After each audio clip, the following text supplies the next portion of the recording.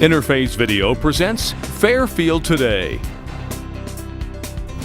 Brought to you by Fairfield Federal Savings and Loan, Fairfield Medical Center, Fairhope Hospice and Palliative Care, the Fairfield County Board of Developmental Disabilities, and the Frankie Smith Funeral Home.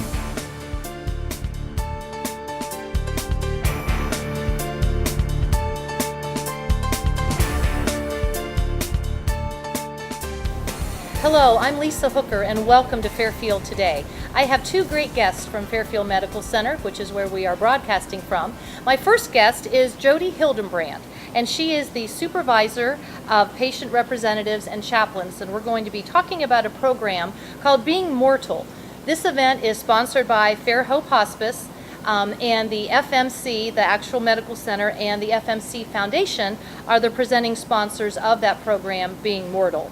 It is based on the best-selling book by Dr. Atul Gawande, and so Being Mortal explores the hopes of patients facing terminal illness, their relationships with their doctors, nurses, and family members who all care for them. So we're hoping that you will learn some very valuable information today, and if it is of interest to you, that you would come and be part of the conversation regarding end-of-life goals and preferences. So Jody, thank you for joining us today. You are welcome. Pleasure to be here. So with that little bit of introduction about the program, I would though like to start with a little bit of information about you and what you do here as the supervisor of patient representatives and all the chaplains. The patient representatives and chaplains, as well as the call center, really are experts in meeting the needs of our patients and their families. Our patient representatives are really advocates. We seek resolution and recovery for complaints and grievances. We do advance directive documents, helping them clarify their end-of-life wishes. Call center also provides follow-up call for all of our discharged patients, making sure that their needs were met. Bioethical issues we become a part of. Our chaplains provide spiritual care and 24/7 coverage. So, the chaplains, I know that when I have had family members here that our church or churches have sent representatives, but the chaplains here are employed by the medical center, right? Correct. We have 2 full-time chaplains and 2 contingent. Okay. And between the 4 of them, they provide the 24/7 coverage, traumas, STEMI alerts, code blues. They respond. They're on the scene to not just support the patient and the family, but also the staff. Okay. And I know that the chapel had been recently relocated, and as I recall, those chaplain offices are right next door practically to the chapel, which makes a lot of sense. I don't know that all facilities are able to do that, but that makes sense at least here. They are easily accessible right adjacent to the chapel. My office, patient representative office, is right next to the chaplains. Okay. Well, let's talk a little bit more about this program, Being Mortal. FMC and the FMC Foundation, as I said earlier, are the presenting sponsors, and it is being put on by Fairhope Hospice and Palliative Care as well. So tell me about the event, maybe a little more obviously than what I have shared. Okay, we're really excited about the event. It's part of a national project. The event will be at Crossroads Event Center on Fair Avenue in Lancaster on September 15th. And we not only present the PBS Frontline documentary, the movie, we also are going to be doing some key conversations in small groups. Okay. So to facilitate those discussions following the viewing of the documentary.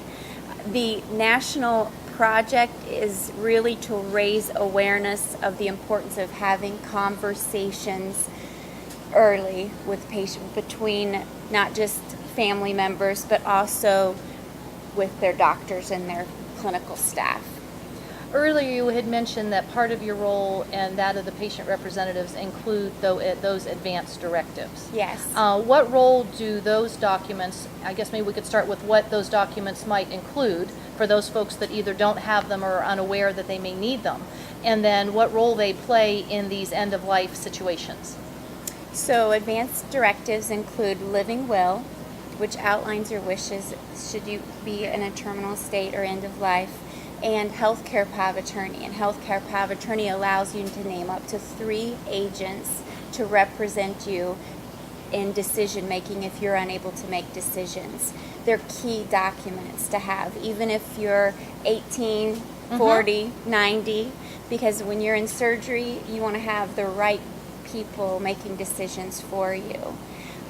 We also assist patients with understanding the do not resuscitate order, as well as mental health advance directives. Okay. So once you have your paperwork in order, which can seem a little sterile and legal and all that kind of thing, then I think you get down to what this session is actually about. And it is those conversations on a topic, Jody, that most people would just as soon avoid.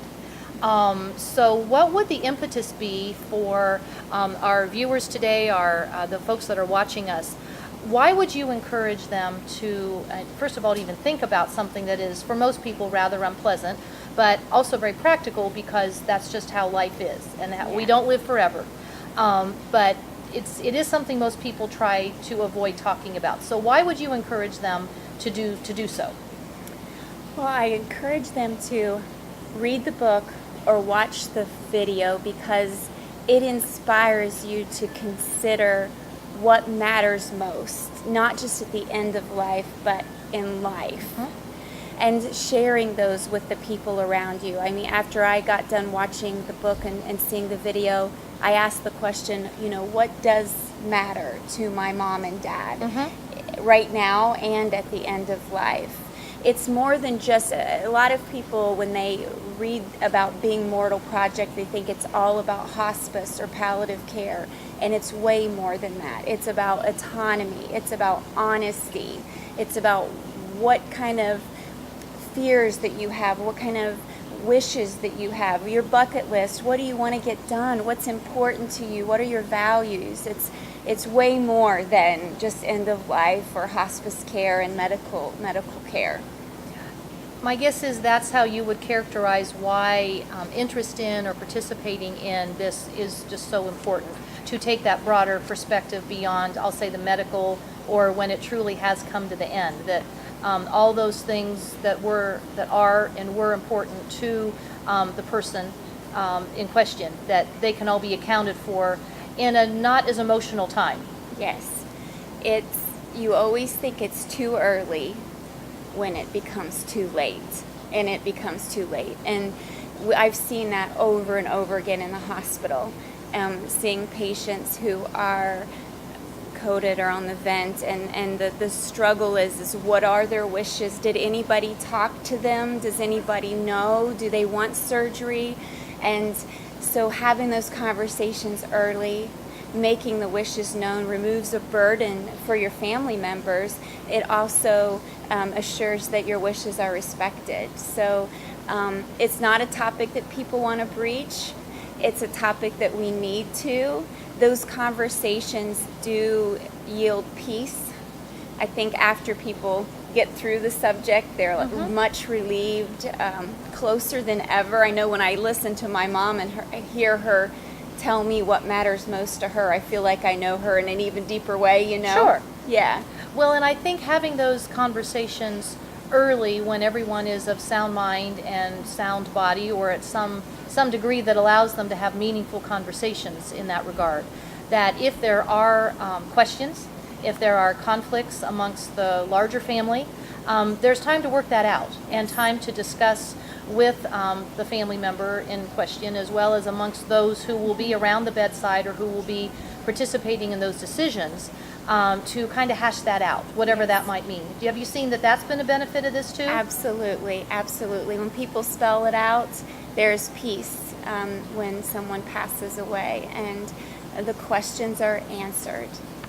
So many reasons to join us and watch the documentary. Is amazing, very well done. The book, Dr. Gawande is an incredible author and a surgeon, so he gives that medical perspective. It's tough to have these conversations with patients and families. We're trained to only speak of cures and hope, and not talk about symptom management or giving up and letting go, and what matters, what are the things that matters at the end of life. So training medical professionals how to more effectively have those conversations is a part of the project too. So Does the project, given your job duties, Jody, does the project and the event on September 15th, does it include a faith component, because everyone has different faiths and values and denominations and that type of thing, or is that left for each family to work out themselves? it's really up to them to work out Okay. individually. One of the breakout sessions, though, those are some of the questions that they can explore together as the group.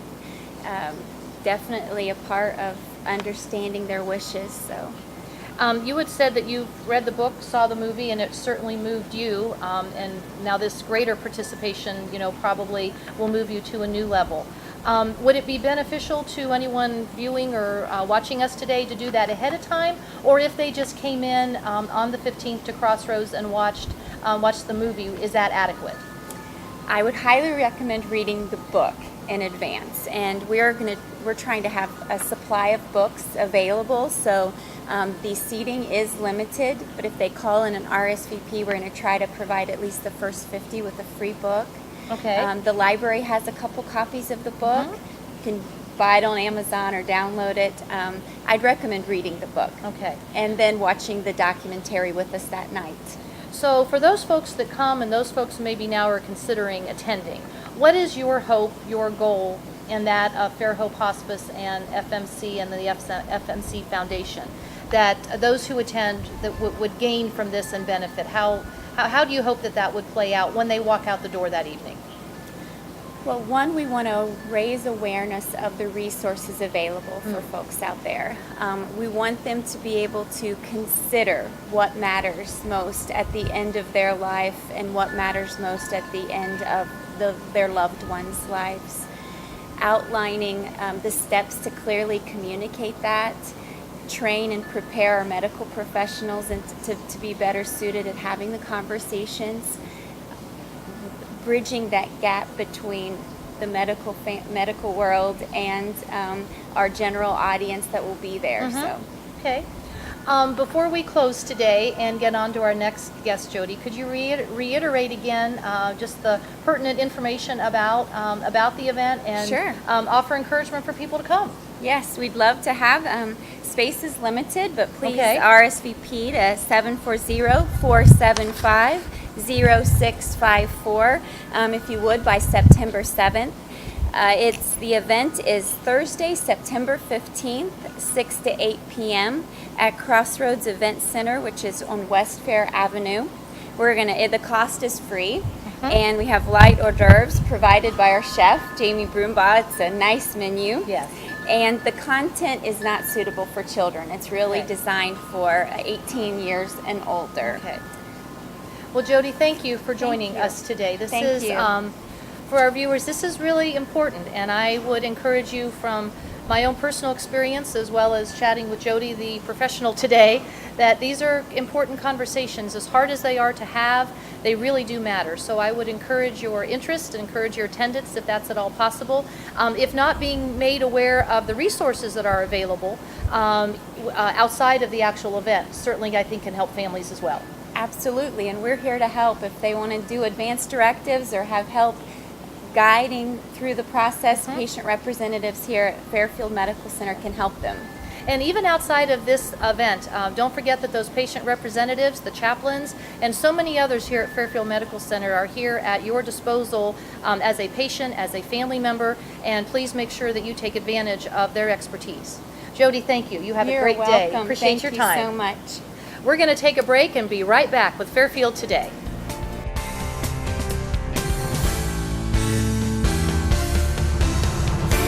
Welcome back to Fairfield Today at Fairfield Medical Center. I'm Lisa Hooker. Our next guest today is Tina Anderson. Tina is the manager for the Fairfield Medical Urgent Care and First Medical Occupational Health. That's quite a mouthful, Tina, but thank you for joining us today. Well, thank you. Can you tell us what that means that you do? What did I do? I'm the manager of First Medical Urgent Care and First Medical Occupational Health. Right now, the Occupational Health Center is not currently open, but we do the occupational medicine through the urgent care. Okay. In about 3 months, we're going to have 2 separate facilities, which will be wonderful. Okay. I have been there since 1989. I think I helped clean the building when it came around. So I've been through 3 sets of owners. It was the first urgent care in Fairfield County. Wow. Okay. It was kind of a revolutionary thing back then. So and that was 1989. 1989. Okay. Yep. So and now there is typical and common as can be. Just part of Absolutely. the whole healthcare regimen available to patients. That's right. Yes. That is right, absolutely. And we're just very blessed to have Fairfield Medical Center to come in and to be our new owners because they can keep expanding and making our services grow. So, Well, I was just going to say, Tina, that the First Medical Urgent Care, which is near Target, out Yes. off of Memorial Drive, That's right. is now part of Fairfield Medical Center. And I guess it's had a name change to First Medical Urgent Care and First Medical Occupational Health, which is kind of where we started this. That's right. So, and did that happen recently? I mean, did a new sign go up, or is this, is it yet to come? Well, actually, our name was First Medical Urgent and Family Care Center. Okay. And the hospital, especially the president, Jack Genoso, he has a strong sense of tradition, so he allowed us to keep our name. He allowed us to still be First Medical Urgent Care. And I can't tell you how that much meant to our staff that we have there. My staff has been there a long time, and my physicians have been there a long time, and it was just overwhelming, and it was greatly appreciated that he saw that there, that we were that dedicated to the facility and that we want to do a good job. And this transition occurred on July 7th. It occurred on July 7th, yes. So tell me who actually staffs this. You've mentioned your staff and the physicians who work there as well. Yes. What all does that mean, and what all do they do? Okay. I have a front office staff that will greet you when you come in with a smile. And And Tina will make sure of that's that. absolutely Yes, she right. will. That's absolutely right. And take care of you and decide what we need to do with you. What type of treatment, or if we need to get you back right away. We have a great medical staff in the back that will triage you and take care of your needs. And then we also have some physicians and physicians assistants and nurse practitioners that work there as well. And they've been there for quite a while. Actually, they're all 3 of the doctors we've had there are emergency room trained, and so they've all had experience in that. So they're perfect for the urgent care setting because they can take care of just about anything that comes in. We do have a physician's assistant, Jennifer Brown, who's going to be rotating down to our occupational health center when that opens. Okay. And she's very versed in occupational medicine and does a wonderful job. So we're really excited about that. Tina, I think sometimes patients, their families, may get a little confused as to when an urgent care is appropriate versus when a trip to the emergency room might be appropriate. How would you delineate that need, or maybe the differences, or maybe they can go to both? Sure. Absolutely. I think really the urgent care, what we see is minor injuries and illnesses. Something like if you have a sore throat, if you've fallen and think you might have a broken bone, if you cut yourself, if you have, just sick like that you can't get into your family doctor, that's what we're there for. Okay. And that's what we want to be there for. We don't want to take the place of your family doctor because they have that need that they need to be there for you. We just want to be there for when you can't get into them or when you have an acute or urgent minor need. We do work closely with the emergency room. I'm so sure you do. If you come in there and you have something that is just beyond what we can do, we will send you over to the hospital or recommend that you go there. So we do work closely with that. But most things we can take care of. We also do a lot of occupational medicine with workman's compensation and that would make employment sense. physicals and stuff. Okay. A question that, or at least at my company, they do try to delineate when it is appropriate and how insurance will cover a trip to the urgent care versus a trip to your family doctor versus yet again a trip to the ER. So I guess people should kind of want to know that before they have the need to go any of those places. Absolutely, absolutely. I think if you can get into your family doctor and you have a sore throat, then obviously that's where you should go. If you can't get into your family doctor, if it's an acute need, then you come to us. Your insurance company, we are with the hospital, affiliated with the hospital, so we accept all the insurance that the hospital accepts. Okay. So we're going to see you, bill your insurance, take your copay as you would if you went to your family doctor. Got it. Okay. Nothing's going to be different. The big difference is the price. Urgent care center is just maybe a little bit more than your family doctor, but it's a lot less than the emergency room. So if you have injury or illness, it doesn't really need to be in the emergency room. It would make more sense to come to the urgent care center. It's going to save you money, your insurance company money. Got it. We're going to get you in and out, and it's not going to overwhelm the emergency room with the things that really, probably should be somewhere else. I'd like to turn now to the occupational health piece. And you Yes. mentioned earlier that you work with employers, Bureau of, a nice breeze today. Yes, it is. The Bureau of Workers' Comp and that type of thing. Yes. Has that occupational health piece always been housed in this building, or has it moved in? Yes. Or is it not there yet? Yes. Well, that's a good question. We actually have been doing occupational medicine since we opened in 1989. We've delved in drug screens. We do all kinds of physicals. We do return to work duty exams, T8 physicals. We do DOT physicals, which now you have to be certified for. Plus, we do all the kinds of ancillary testing that that companies need for their employees when they are, trying to place them in a job. As far as what's going to happen with occupational health, that's what's really exciting.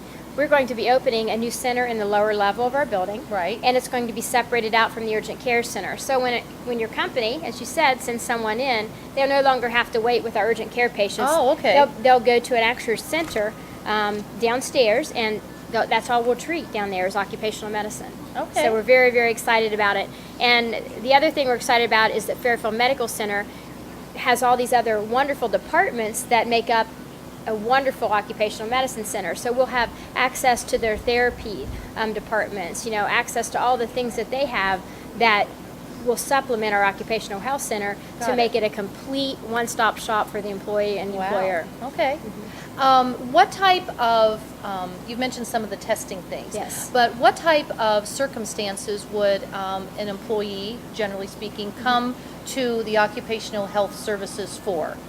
They would come to us if they have a workman's compensation injury.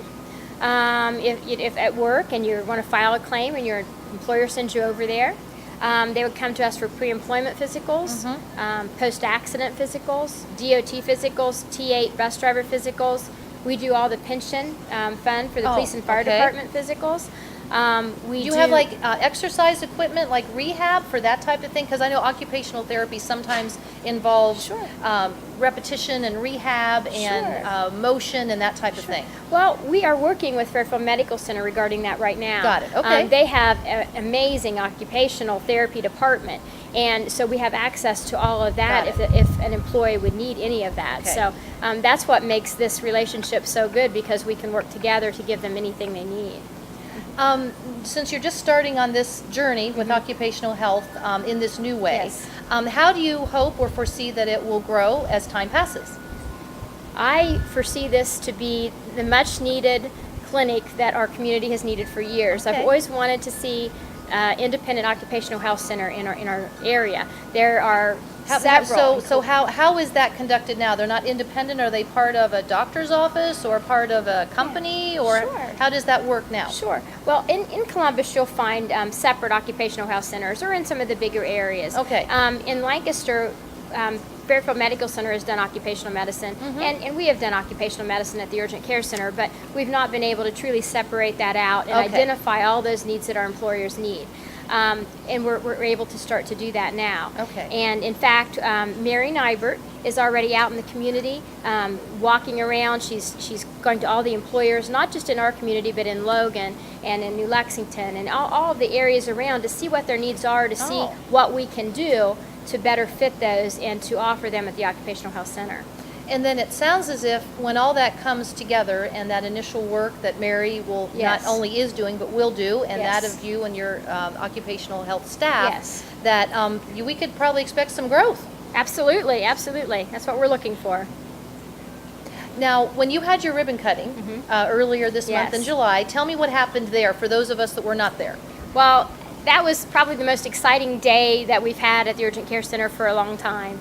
All of my employees were there, and they're all dressed in their brand new Fairfield Medical Center shirts. But how many staff just in total? You say all of your... We have about 25 people. that's a that work nice there. size staff. It is Yes, a nice okay. size staff. It is, and they all are amazing.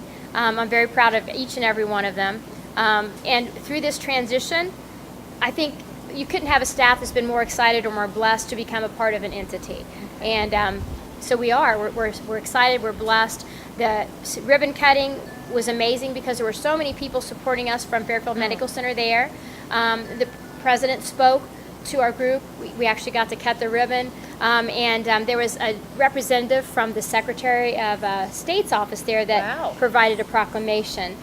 So it was a very exciting day for us. It really was. And again, that was earlier this month in July. Yes. So before we finish out today, Tina, if you want to maybe give the hours and the location and maybe just kind of recap what Absolutely. services you provide for our viewers today. Absolutely. We are located at 1201 River Valley Boulevard here in Lancaster. It's right across from what everybody knows, the Target store. I think everybody goes there.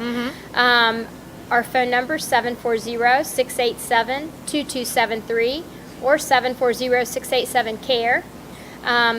We provide all medical care for acute, minor injuries and illnesses. You can just walk in, or you can make an appointment if you'd like. Oh, I didn't know that. Yeah, yes, we do Okay. take some appointments. We can't take a lot just because Sure. of the nature of the business, but we do take some. We also do occupational medicine at that facility, and we're looking to expand that. Right now, our hours are Monday through Friday, 9 to 7, 9 a.m. to 7 p.m. I'm Okay. using my words there. Saturday, 9 to 5, and Sunday, 12 to 5. We will be expanding those hours here within the next 3 months to be open longer, probably either till 9 or 10 p.m. We're not quite sure, but when that happens, we'll also be expanding our staff to accommodate that need. Sure. So as soon as we get that done, look for us to be open longer for the community. Great. So, Well, Tina, thank you for joining us today. Thank This is you. an exciting time for Fairfield Medical Center, as well as for the First Medical Urgent Care. The name stayed the same, It did. despite the new ownership by Fairfield Medical Center and First Medical Occupational Health. So those are very exciting times, and again, another activity, another milestone for Fairfield Medical Center as part of its centennial celebration with the 100 years of caring. So that's exciting for everybody all the way around. absolutely. Thank Great. you. Thank you, Tina. You have a great day, and Well, we you appreciate too. your time I today and appreciate it. information. Thanks a lot. Thank you. We'll be back in just a minute to share some upcoming events and activities at Fairfield Medical Center.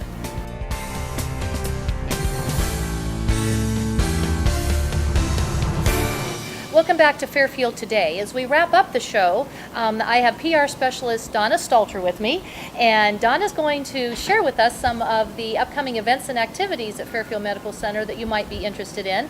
I had mentioned earlier about the centennial observance of Fairfield Medical Center's 100th anniversary, and you have an event to celebrate that as I think we're closing in on the end. Yes, we are. We're really excited about our centennial year, which is celebrating 100 years of care.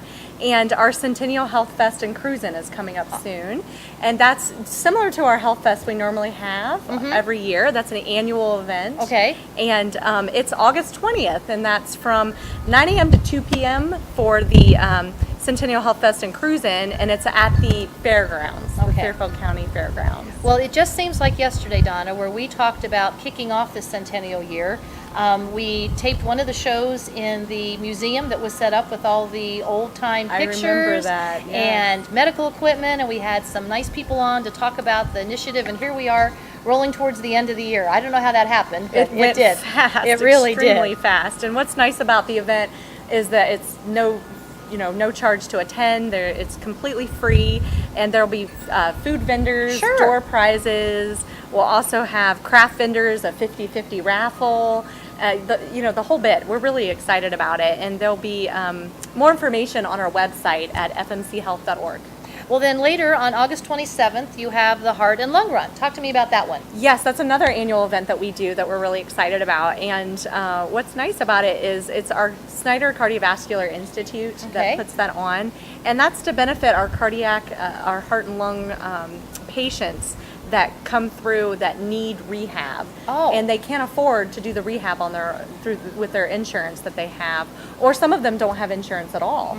And then some have high copays. So the run benefits those that have the high copays in limited insurance. How far is that run? That run, it's a I do believe a 5K run or walk or 10K run. Oh. Yes, so it's pretty exciting. And registration, I do believe, begins at 6:30 on August 27th. And just make sure you mark your calendars and support a good cause.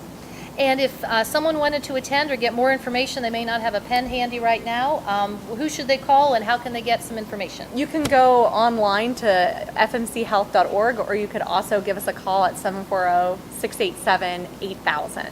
Wonderful. Yes. Donna, thank you for helping us wrap up the show today. Sure, I'd be glad, We've had glad to hear. wonderful guests today, and Donna jumped in here at the end to promote these two very fun and exciting events open to the community. Not just Fairfield County. If you happen to be seeing us beyond, please feel free to jump in and participate.